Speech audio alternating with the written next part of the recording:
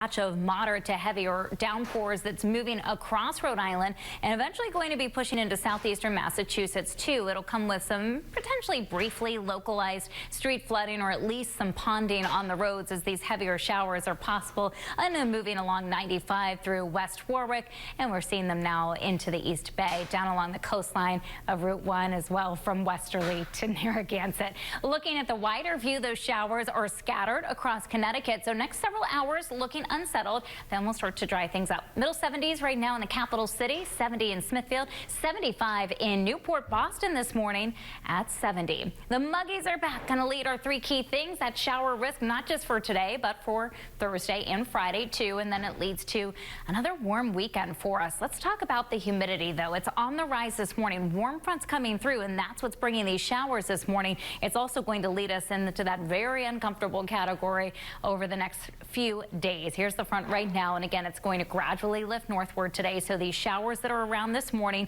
will give way to drier, brighter conditions this afternoon. Most, if not all, of the afternoon and evening looks dry, but we are going to be watching for some stronger storms in western New England for overnight tonight. We expect those to gradually weaken as they push into our area, but certainly a shower or thunderstorm possible. And then tomorrow morning, we're looking at partly sunny skies, giving way to some stronger storms by the late afternoon and evening on Thursday. Some of those storms could contain some locally heavy rainfall and stronger wind gusts.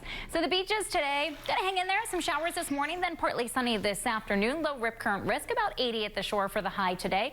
Winds will start out of the southeast and then turn to the south on the bay at 5 to 10 knots. High tide 9:45 this morning. For tonight, down to about 73 degrees. Out in the tropics where we have several systems that we're watching. Can you hear the construction going on in the background? We're trying to hold it together here in the studio, but we've got a brand new studio that's getting built. And so if you're hearing the sounds of the construction right very close to us, that's what's going on. In the Gulf of Mexico, we've got one disturbance that we're watching, and then a tropical depression in the Atlantic that right now, no threat to land, but could end up in the Caribbean by the weekend. 7-day forecast, mid and upper 80s today and tomorrow, lower 80s on Friday, and then dry this weekend. You can get the updated forecast from Tony tonight, live at 5. Melissa in the newsroom, probably can't hear the jackhammer from where you are.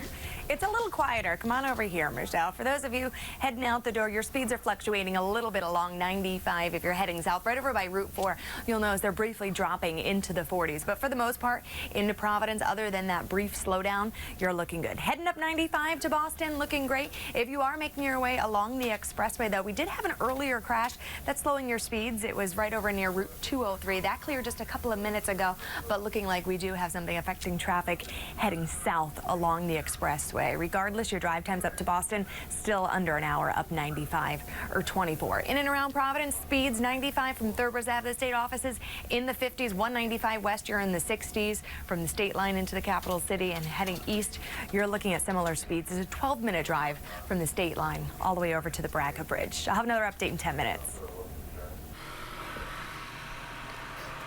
They coming through? I believe that's a Sawzall. A young Texas girl uplifting her neighborhood with messages of hope in these uncertain times. Yeah, her name is 10-year-old Melanie Chavez. She posted these handwritten notes all around her town in Texas. She says people are feeling alone right now, and she We're not. We're not. We have some friends right in the studio. We love it. They're hardworking and we love it. She made these cards because she wants to try to make them happy.